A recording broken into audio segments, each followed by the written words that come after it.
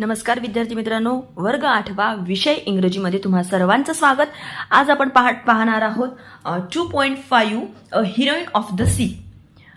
Around the rocky coast of England stand many lonely light houses. इंग्लंडच्या खडकाळ किनाऱ्याभोवती अनेक एकटके दीपस्तंभे उभे आहेत. Their lights shining across the sea warn sailor at night of dangerous rock. त्यांच्या समुद्रावर चकमकणारे प्रकाशझोत खलाशांना रात्रीच्या वेळी धोकादायक खडकांचा इशारा देत असतात. When they see the light sailors take their ships far out to sea. ते दिवे पाहिल्यानंतर खलाशी काय करतात, आपली जहाजे समुद्रात दूर नेतात.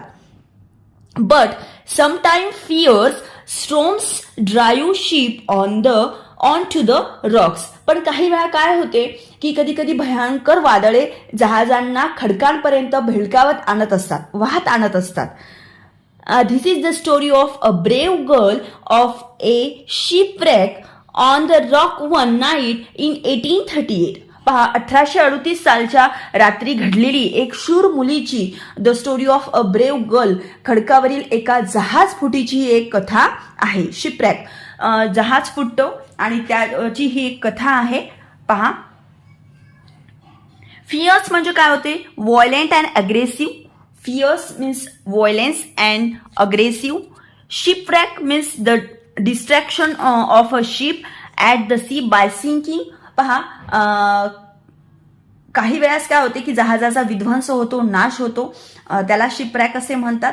तर आता फियर्स म्हणजे काय, तर फियर्स म्हणजे व्हायलेन्स और अग्रेसिव्ह, खूप भयानक आपल्याला असं म्हणता येईल. आता आपण पाहूया. Grace Darling was the daughter of a light houses keeper. Grace Darling ही एक दीपस्तंभ राखणदाराची मुलगी होती. त्या मुलीचा आपण जी स्टोरी पाहत आहोत ब्रेव गर्ल, त्या ब्रेव गर्लचं नाव काय, grace darling. She had lived all her life in lonely light houses far away from town and cities. तिने तिचे सारे आयुष्य गाव आणि शहरापासून दूर एकाकी दीपस्तंभामध्ये घालवलेले होते. There was not even a village near their home. म्हणजे तिच्या घराजवळ एखादे गावही नव्हते. Their nearest neighbours were many miles away. तिचे सर्वात जवळचे शेजारी कित्येक मैल दूर अंतरावर राहत होते. But the grace father was a voice and educated man who brought up his children very carefully. पण ग्रेसचे वडील कसे होते, एज्युकेटेड होते आणि खूप हुशार होते. त्यामुळे त्यांनी आपल्या मुलांची अतिशय काळजीपूर्वक त्यांनी आपल्या मुलांना वाढवलं. Grace and her brothers and sister were all taught to read and write. Grace आणि तिच्या सर्व बहीण भावांना लिहिता वाचता येत होते. Their father also taught them to be honest, brave and unselfish. त्यांच्या वडिलांनी, ग्रेसच्या वडिलांनी त्यांना ऑनेस्ट म्हणजे प्रामाणिक, ब्रेव्ह म्हणजे निर्भय आणि अनसेल्फिश म्हणजे निस्वार्थीपणाचे धडे दिले होते. When the grace was 10 years old, the family went to the lives in Longstone lighthouses. Grace जेव्हा 10 वर्षाची असताना सारे कुटुंब लॉंगस्टोन या दीपस्तंभाकडे राहायला गेले.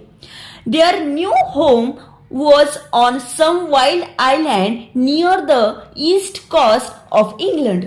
त्यांचे नवे हे घर इंग्लंडच्या पूर्व किनाऱ्यावर कुठल्याशा निर्जन बेटावर होते. The darling children grew up here. तिथे सर्व डार्लिंगची मुले मोठी झालीत. When they were older they left their lonely home one by one and found work in the cities.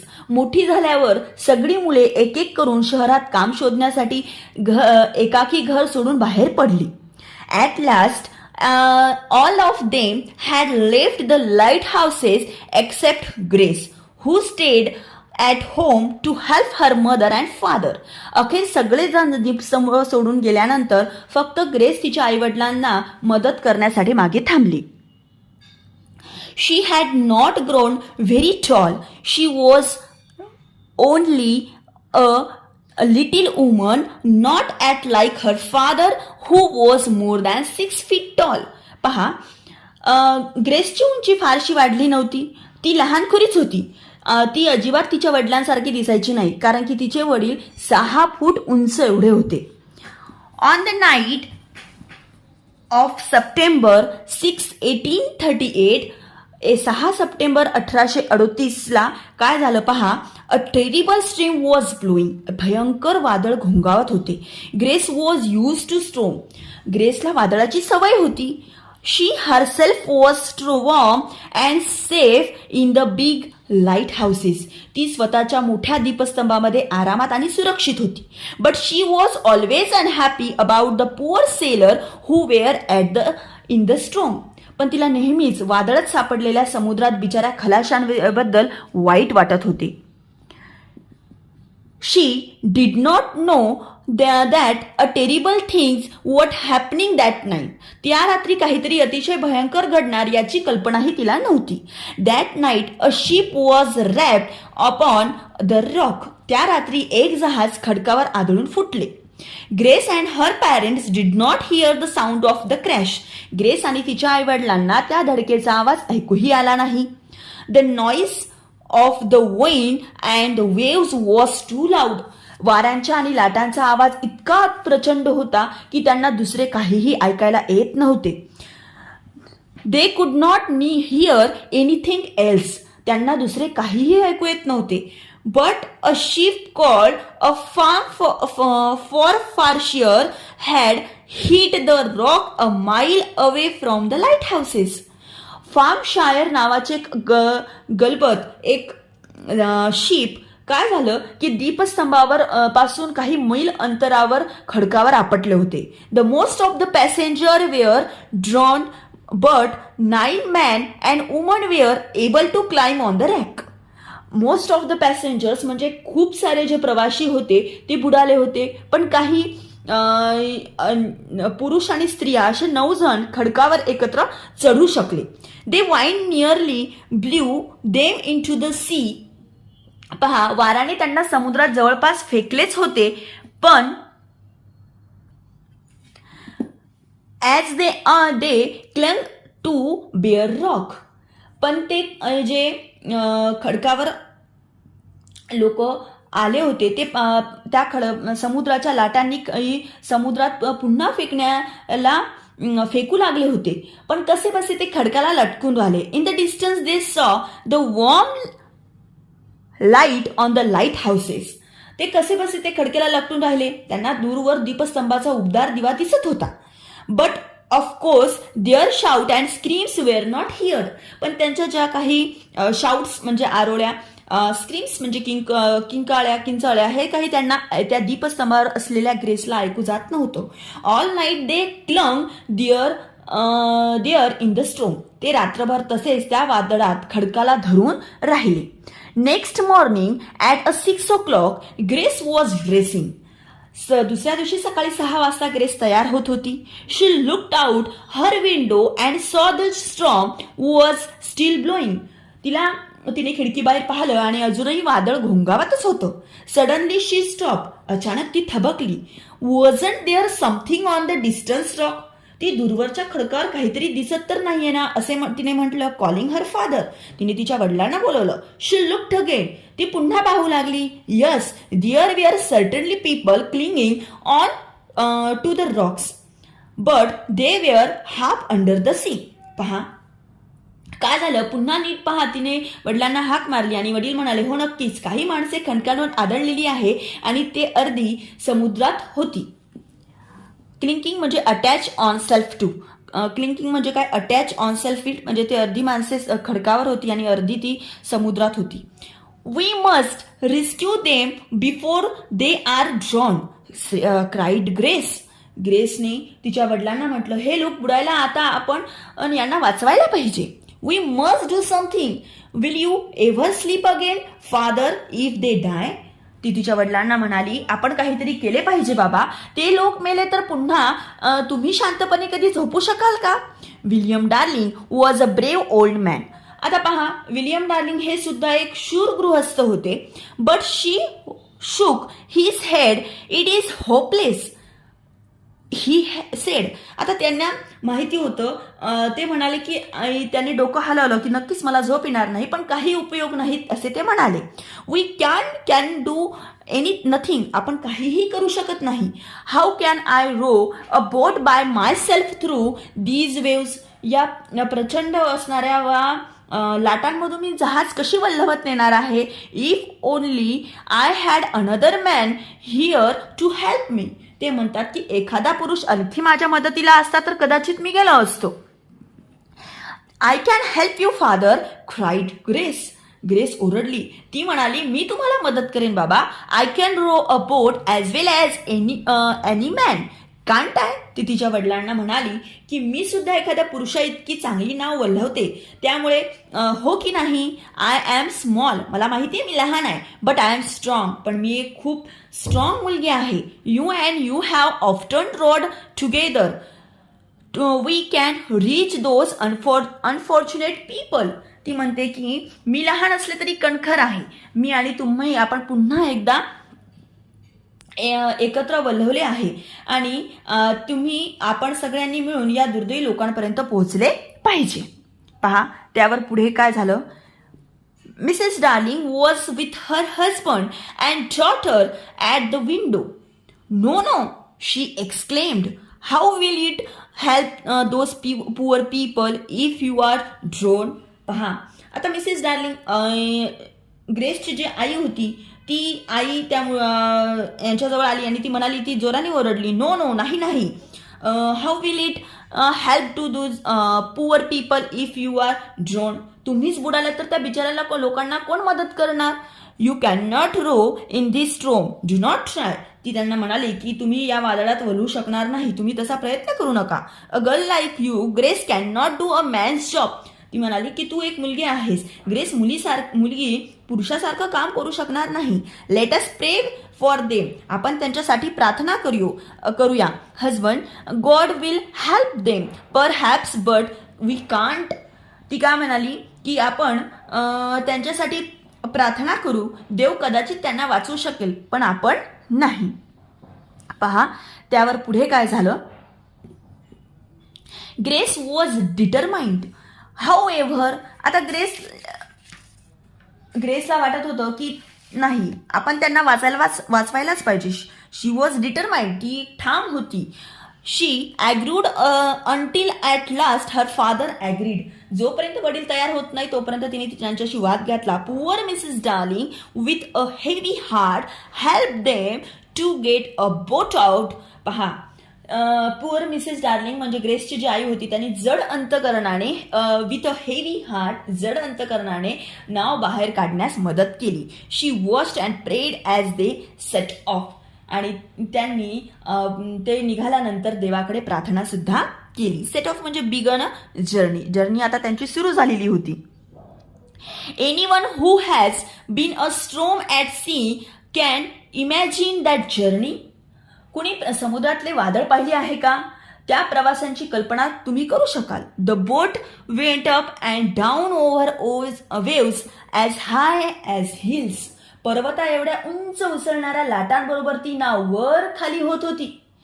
Sometime it stood up on the end and sometimes on the other end. कधी कधी ती एका टोकावर तर कधी त्या टोकावर उभी राहत होती.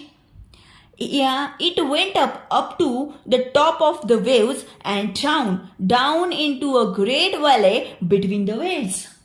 पहा ती एका लाटेच्या पार वरच्या टोकापर्यंत गेली आणि मग पुन्हा लाटामधल्या खोल दरीतून खाली खाली येत राहिली.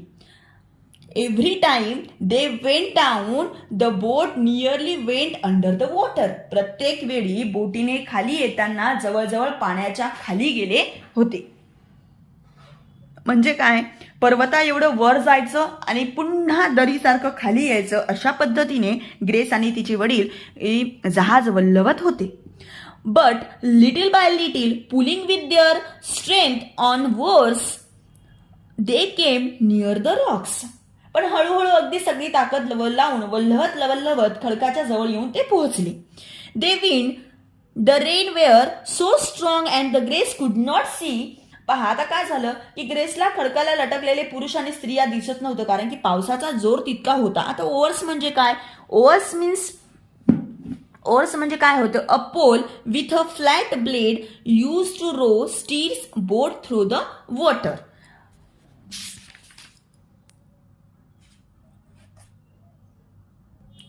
ओअर्स म्हणजे वल्हवणे.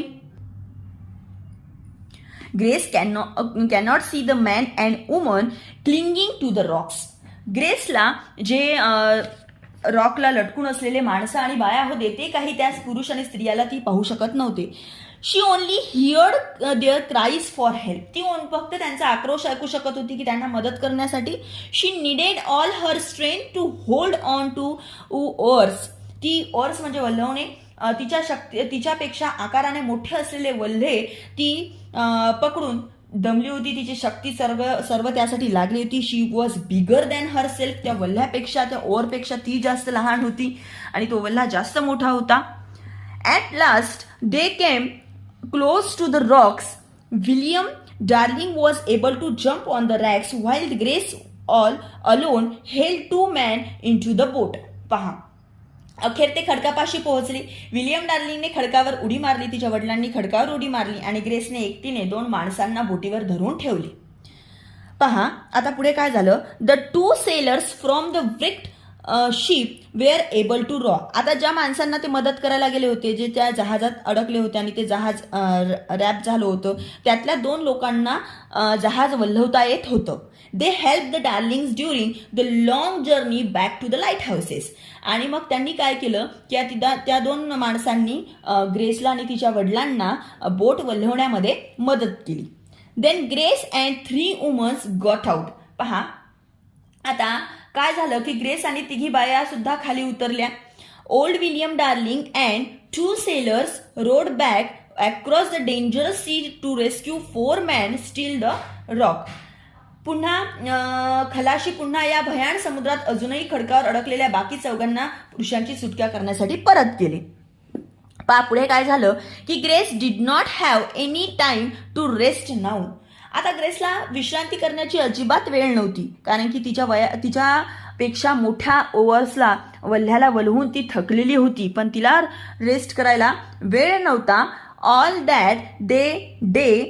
that day she was busy helping her mother to warm and feed rescued passenger. पूर्ण दिवस सुटका केलेल्या प्रवाशांना आराम देण्यात आणि त्यांना खाऊ घालण्यात आईबरोबर ती व्यस्त होती. After several days these passenger were able to return to their homes in England. काही दिवसानंतर ते प्रवासी इंग्लंडला आपल्या घरी परत जाऊ शकले. They told the story of the brave girl and her father to their families and friends. मग ते जे वापस गेलेले इंग्लंडला लोक होते त्यांनी आपल्या कुटुंबियांना, परिवाराला त्या शूर मुलींची कहाणी सांगितली, तिच्या वडिलांची कहाणी सांगितली. Suddenly Grace Darling and her father were famous. आणि अचानकच तिचे वडील आणि ग्रेस डार्लिंग हे दोघंही सुप्रसिद्ध झाले. The story of their heroism was told in the newspaper. त्यांच्या या शूरतेची कहाणी, शौर्याच्या कथा वर्तमानपत्रात छापून येऊ लागल्या. Money was raise to help all the light houses keepers in their dangerous lonely lives.